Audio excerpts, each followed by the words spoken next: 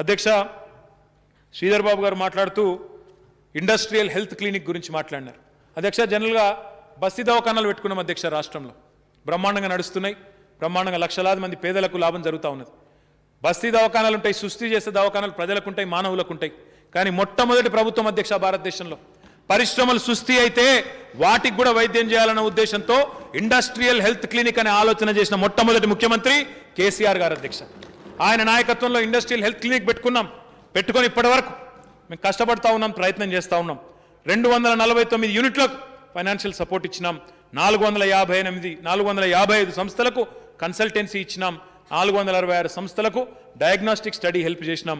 మొత్తం 1170 యూనిట్లకు అవి మునిగిపోకుండా గత 4 సంవత్సరాల్లోనే కాపాడుకున్నామనే మాట ఈ సందర్భంగా నేను తెలియజేస్తా ఉన్నా. నేను మీలాగా కాదు, మేమన్నారు మీకు ఆర్థిక మంత్రి గారు, మీరు కాదు, వారు పైన కేంద్ర ఆర్థిక మంత్రి గారు ఏమన్నారు సార్? 20 లక్షల కోట్ల ప్యాకేజ్ కోవిడ్ తర్వాత 20 లక్షల కోట్లు మేము చక్కెర వచ్చి పడిపోయినాం సార్. 20 లక్షల కోట్లు అంటే ఎన్ని సున్నాలు ఉంటాయో కూడా మాకు అర్థం కాలే. 20 లక్షల కోట్లు కదా సార్, పెద్ద మొత్తం. చెప్తారా సార్ వీళ్ళు? శ్వేతపత్రం విడుదల చేసే దమ్ముందా? 20 లక్షల కోట్ల ప్యాకేజీలో ఎన్ని ఎంఎస్ఎంఈలను, ఎన్ని ఎస్ఎంఈలను, ఎన్ని ఇండస్ట్రీస్ని ఆదుకున్నారు, ఎంతమంది రోడ్డున పడకుండా ఆపినారు? అధ్యక్ష ఊకదంపుడు ఉపన్యాసాలు, అదరగొట్టే పెద్ద పెద్ద ప్రకటనలు, పెద్ద పెద్ద పత్రికల్లో అందమైన రంగులతో కూడిన మంచి రంగురంగుల ప్రకటనలు కాదు అధ్యక్ష. 20 లక్షల కోట్ల ప్యాకేజీ అన్నది కేంద్ర ప్రభుత్వం. కనీసం ఒక 20,000 మందికన్నా లాభం జరిగిందా? 20 మందికన్నా లాభం జరిగిందా అధ్యక్ష? ఎవరికన్నా ఉన్నారా అసలు వచ్చిన వాళ్ళు, లాభం పొందిన వాళ్ళు?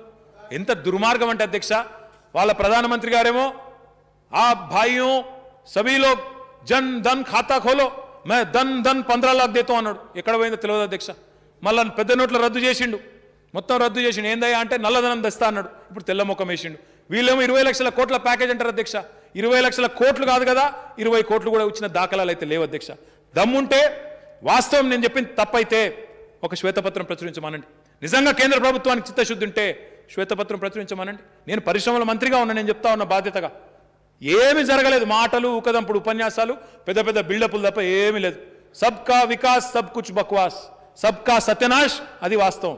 అందరినీ సత్యనాశ్ చేసి నాశనం చేసి మళ్ళీ మీదికెళ్ళి ఇక్కడ స్పీచ్ కొడితే నడవదు, ఇది పద్ధతి కూడా కాదు.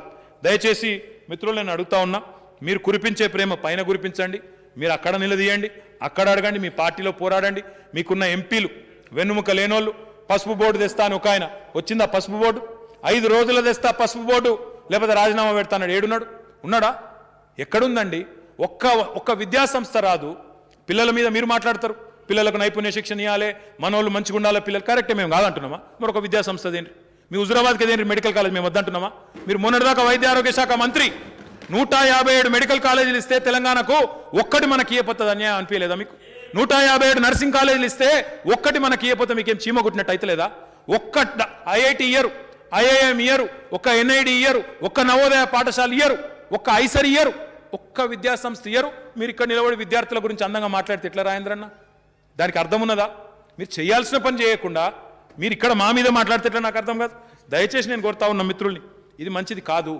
దేశం చూస్తున్నది, ప్రజలు చూస్తున్నారు, ఎవరేందో అర్థం చేసుకుంటున్నారు. అక్బరుద్దీన్ ఓవైసీ గారు అడిగినారు टी प्राइम के बारे में आप पूछे. टी प्राइड है, वैसे ही टी प्राइम लाओबल है. अभी तक उसका पूरी तरह से नहीं बना. I will definitely take it to the Honorable Chief Minister's notice and will try and enforce it as soon as possible, sir. అదే విధంగా అధ్యక్ష మా సోదరులు గణేష్ బిగాల గారు ఐటీ సెంటర్లు Tier 2 టౌన్స్ విస్తరించాలని చెప్పారు అధ్యక్ష. 9 ప్రాంతాల్లో పెడుతున్నాం, ఇంకా కూడా చేస్తాం అధ్యక్ష. ఐటీని కూడా డిస్పర్షన్ చేసుకొని పోతాం. శ్రీధర్ బాబు గారు దావోస్లో ఏమొచ్చిందన్నారు అధ్యక్ష. దావోస్లో నేను మొన్ననే ప్రశ్నలకు సమాధానంగా కూడా చెప్పాను. తప్పకుండా మంచి ఇంప్రెషన్, మంచి ఇమేజ్ తెలంగాణ రాష్ట్రానికి తేవడంతో పాటు ప్రపంచంలో ఉండే పారిశ్రామికవేత్తలందరికీ తెలంగాణను పరిచయం చేయడంతో పాటు 1000 కోట్ల పెట్టుబడులు కూడా వస్తున్నాయి. తప్పకుండా అది మన రాష్ట్రానికి మంచి జరిగే కార్యక్రమం తప్ప చెడు జరగదన్న విషయం కూడా వారికి నేను తెలియజేస్తా ఉన్నా అధ్యక్ష. వారు ఇంకా అడిగారు ఏమిచ్చింది కేంద్ర ప్రభుత్వం సపోర్ట్ అన్నారు. కేంద్ర ప్రభుత్వం ఎంఎస్ఎంఈలకు ఇచ్చే సపోర్ట్ కానీ ఇక్కడ కేంద్ర ప్రభుత్వం ఎంఎస్ఎంఈలకు కాదు. हमारे यहाँ पे एक प्रोग्राम है, वो क्या नाम है उसका, చిరు వ్యాపారులకు ఇచ్చేదని ఏమంటారు ప్రోగ్రామ్, ముద్రా లోన్స్. అధ్యక్ష వీళ్ళు ఎట్లా చెప్తారంటే ముద్రా లోన్స్ ఇచ్చినాం, అద్భుతాలు చేసేసినాం, స్ట్రీట్ వెండర్స్కి ఏదో ఇచ్చినాం అని చెప్తారు అధ్యక్ష వీళ్ళు. నేను నిజంగానే మా వాళ్ళు ఒకసారి నాకు మా అరవింద్ కుమార్ గారు, మా స్పెషల్ చీఫ్ సెక్రటరీ గారు వచ్చి, sir we are number 1 in India అని. దేనిలో నెంబర్ 1? మనం గిన్నెట్లు వచ్చినామంటే, సార్ ఆ కేంద్ర ప్రభుత్వ స్కీమ్లో నెంబర్ 1 అన్నాడు. నేను నిజంగానే వాళ్ళు ఏమైనా ఇచ్చినేమో మేమేమో మా వాళ్ళు ఏమైనా తెలివిగా పట్టుకొచ్చిరేమో నేను అనుకుంటే అధ్యక్ష ఆ ముద్ర అంటే ఏంది అధ్యక్ష ఏం లేదు 10,000 లోనే ఇస్తారు అధ్యక్ష ఆ 10,000 లోన్ కూడా మళ్ళీ మనకు తిరిగి కట్టాల్సిందే తప్ప ఒక బుడ్డ పైసా కూడా గ్రాంట్ లేదనలా మొత్తం రుణాలే మళ్ళీ కట్టాలే లేకపోతే తోలు తీస్తారు అంటే ఎట్లుంటుంది అధ్యక్ష అంటే ఒక్కటి కూడా గ్రాంట్ లేదు రూపాయి గ్రాంట్ లేదు పేదవాళ్ళ పట్ల ప్రేమ లేదు ఫార్మర్ మీద ప్రేమ లేదు ఫార్మా రంగం మీద ప్రేమ లేదు దేని మీద లేదు అధ్యక్ష ఇక్కడ మా మంత్రి గారి నియోజకవర్గంలో మన ఇబ్రహీంపట్నం నియోజకవర్గంలో ప్రపంచంలోనే అతిపెద్ద pharma cluster Hyderabad pharma city కట్టే ప్రయత్నం చేస్తూ ఉన్నాం దానికి ఎన్నో రకాల ఇబ్బందులు పెట్టే ప్రయత్నాలు కొంతమంది చేస్తూ ఉన్నా ముందుకు పోతా ఉన్నాం we want to make sure Hyderabad continues to enjoy it's eminence and prominence in pharma industry and life sciences ఆ ప్రయత్నం మేము చేస్తుంటే కేంద్రాన్ని అడిగినాం సార్ అయ్యా మీరేదో అంటున్నారు కోవిడ్ తర్వాత we should not be dependent on China కాబట్టి ఆత్మనిర్భర్ భారత్ అంటున్నావు కదా ఏమైనా చేయండి సార్ అని అడిగినాం మాకు సహకరించండి అన్నాం ఇయ్యలేదు అధ్యక్ష మళ్ళీ ఎక్కడిస్తారు అధ్యక్ష ఉత్తరప్రదేశ్ ఏమీ లేని ఉత్తరప్రదేశ్లో ఒక్క ఫార్మా ఇండస్ట్రీ లేని ఉత్తరప్రదేశ్కేమో బల్క్ డ్రగ్స్ పార్క్ ఇంత పెద్ద ఈకో సిస్టమ్ 40% ఫార్మాస్యూటికల్స్ ఉత్పత్తి చేసే తెలంగాణకు మాత్రం మొండి చేయి ఇది వివక్ష కాదా ఇది పగవట్టుడు కాదా ఈ సవతి తల్లి ప్రేమ కాదా ఏమీ లేని ఇప్పుడే నేను మీకు ఆదిబట్ల ఈకో సిస్టమ్ చూపెట్టిన ఆదిబట్ల ఏరోస్పేస్ పార్క్ చూపెట్టిన ఇక్కడ అమెరికా అధ్యక్షుడు ఎగిరే హెలికాప్టర్ క్యాబిన్ తయారయ్యేది తెలంగాణలో सिकॉर्स्की का हेलीकॉप्टर यहाँ पे बनता కానీ ఇక్కడ ఇయరట డిఫెన్స్ ఇండస్ట్రియల్ ప్రొడక్షన్ కారిడార్ ఎక్కడిస్తారు అధ్యక్ష బుందేల్ఖండ్ అది ఎవరుందో ఎవరికి ఎక్కడ తెలియదు అధ్యక్ష వాళ్ళు పారిశ్రామికవేత్తలు వచ్చి మొత్తుకుంటున్నారు మా దగ్గర ప్రైవేట్ సంభాషణలో చెప్తున్నారు హమే జానా నహీ హై వహాं पे బట్ జబర్దస్తి లే జా రहे हैं क्या करें ఏం చేస్తాం దేశం అట్లా నడుస్తున్నది వడివెట్టి తీసుకుపోతాండ్రు గుజరాత్కు ఉత్తరప్రదేశ్కు ఇంకొకడికి ఓనిస్తలేరు దేశం మొత్తానికి ప్రధానమంత్రి అన్నట్టు లేదు ఆయన వ్యవహారం గుజరాత్కు ప్రధానమంత్రి అన్నట్టున్నది ఆయన కథ వేరే మనకు వేరే ప్రధాని ఎవరున్నారో మరి మాకే దొరకలేదు అధ్యక్ష నేను ఒకటే కోరుతా ఉన్నా దయచేసి మీకు నిజంగా తెలంగాణ మీద ప్రేమ ఉంటే రాజేంద్ర గారు మీకు కానీ మీ సహచర శాసనసభ్యులు కానీ సహచర పార్లమెంట్ సభ్యులు కానీ మీ బీజేపీ కార్యకర్తలు కానీ మీరు కార్యకర్తలు కావచ్చు పార్టీలు ఉండొచ్చు కానీ మీరు మొదలు తెలంగాణ బిడ్డలు మీరు తెలంగాణ ఉద్యమంలో పాల్గొన్న బిడ్డ మీకు ఆ రేషం ఉన్నది దయచేసి ఆ రేషం అక్కడ ప్రదర్శించండి గట్టిగా నిలదీయండి ఇస్తామన్నా ఎందుకు ఇస్తలేరు అని అడిగి సాధించుకరండి తప్పకుండా మేమందరం కూడా సప్పట్లతో మీకు స్వాగతం పలుకుతామని చెప్పి కూడా తెలియజేస్తా ఉన్నా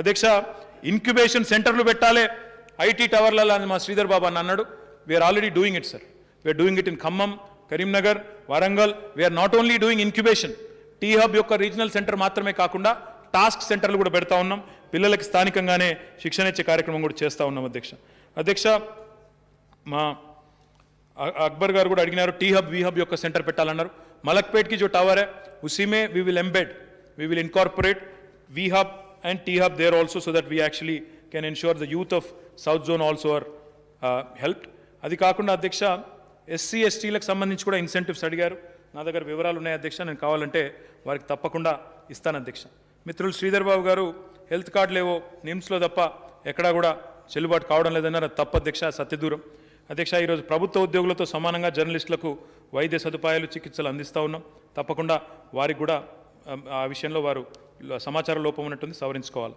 అదేవిధంగా అధ్యక్ష చిన్న పత్రికలకు యాడ్స్ ఇస్తలేరు అని చెప్పి రాజేంద్ర గారు అన్నారు అధ్యక్ష మేము అందరినీ ప్రోత్సహిస్తున్నాం ఇప్పుడే నేను చెప్పాను ప్రభుత్వం అందరికీ ఏ వివక్ష లేకుండా చిన్న పెద్ద అనే తారతమ్యం లేకుండా వీరు వారనే తారతమ్యం లేకుండా అందరికీ కూడా చేస్తూ ఉన్నాం ఎక్కడన్నా లోపాలు ఉంటే సవరించుకుంటామని చెప్పి కూడా తెలియజేస్తూ ఉన్నాం అదేవిధంగా అధ్యక్ష ఇంకా ఒక మాట రాజేంద్ర గారి దృష్టికి తీసుకొని రావాలా మీ పార్టీ దృష్టికి మీ కేంద్ర పెద్దల దృష్టికి మీరు తీసుకొని పోవాలి మన దగ్గర ప్రపంచంలోనే 1/3 of vaccines are produce from Hyderabad you are vaccine hub of the world అయితే అధ్యక్ష ఈ మధ్యన శాంతా బయోటెక్ అనే ఒక కంపెనీ ఉండేది అధ్యక్ష ఆ శాంతా బయోటెక్ అనే కంపెనీ ఆనాడు వరప్రసాద్ రెడ్డి గారని పెద్ద ఆయన పెట్టినారు అధ్యక్ష మరి ఆ వరప్రసాద్ రెడ్డి గారు పెట్టిన కంపెనీని వీళ్ళ ప్రభుత్వం అంతకుముందు నరేంద్ర మోడీ గారు ముఖ్యమంత్రిగా ఉన్నప్పుడేమో ఈ వ్యాక్సిన్ రంగంలో జీవ ఔషధ రంగాల్లో ఎఫ్డిఐ రావద్దు ఫారెన్ డైరెక్ట్ ఇన్వెస్ట్మెంట్ రావద్దు 50% के ऊपर कैसे देते అని మాట్లాడిన అధ్యక్ష అదే నరేంద్ర మోడీ గారు ఆయన ప్రభుత్వం వచ్చిన తర్వాత కేంద్రంలో 50% ఉన్నదాన్ని 100% చేసిండు ఎఫ్డిఐ దానివల్ల ఈరోజు ఏమైందంటే మొత్తం ఒక సంస్థ వేరే దేశం సంస్థ వచ్చింది తీసుకున్నది ఇలా 1-2 యూనిట్లు అక్కడ బంద్ చేసే ప్రయత్నం చేస్తూ ఉంది అంటే మన వాళ్ళు ఉంటే ఒక లెక్క ఉంటుంది ఎవరో బయట వాళ్ళకు అడ్డగోలుగా పర్మిషన్లు ఇస్తే ఇట్లుంటుంది కాబట్టి మీకు ఆ ప్రేమ ఉంటే ఆ ఇంట్రెస్ట్ ఉంటే తప్పకుండా మీరు అక్కడ మీ ప్రేమ ప్రదర్శించండి. ఇక్కడేదో జిహెచ్ఎంసీ ఎలక్షన్ ఉంటే ఇక్కడ వ్యాక్సిన్ తయారీ కేంద్రానికి ప్రధానమంత్రి వచ్చి ఆయన ఎందుకు వ్యాక్సిన్ తయారు చేసినట్టు అక్కడ మళ్ళీ దానికి ఏదో వంగి దండాలు పెట్టించుకుంటాం. దానికి వీళ్ళ కేంద్ర మంత్రి అధ్యక్ష, ఇక అదైతే పెద్ద జోక్. వీళ్ళ కేంద్ర మంత్రి ఉన్నాడు అధ్యక్ష, ఒక ఆయన చెప్తారు అధ్యక్ష, మా మోడీ గారు స్వయంగా కష్టపడి వ్యాక్సిన్ తయారు చేసినని చెప్తారు అధ్యక్ష. ఇక నవ్వాలనో ఏడువాలనో మరి అందరం మనం శాసనసభలో తీర్మానం చేద్దాం సార్, నోబెల్ ప్రైజ్కు సైన్స్లో మోడీ గారికి మంచిగా అవార్డు ఇస్తే బాగుంటుంది సార్, నోబెల్ ప్రైజ్ కూడా జబర్దస్త్ ఉంటుంది. వాళ్ళు చెప్పింది నిజమే. అయితే అధ్యక్ష, నేను మిత్రులందరికీ చేసే విజ్ఞప్తి, పారిశ్రామిక రంగంలో బ్రహ్మాండంగా ముందుకు పోతా ఉన్నాం. తప్పకుండా ఇంకా ఏమైనా చిన్న ఇంప్రూవ్మెంట్స్కి స్కోప్ ఉంటే వాటిని తప్పకుండా చేసుకుంటామని చెప్పి కూడా మిత్రులకు నేను తెలియజేస్తా ఉన్నాను అధ్యక్ష.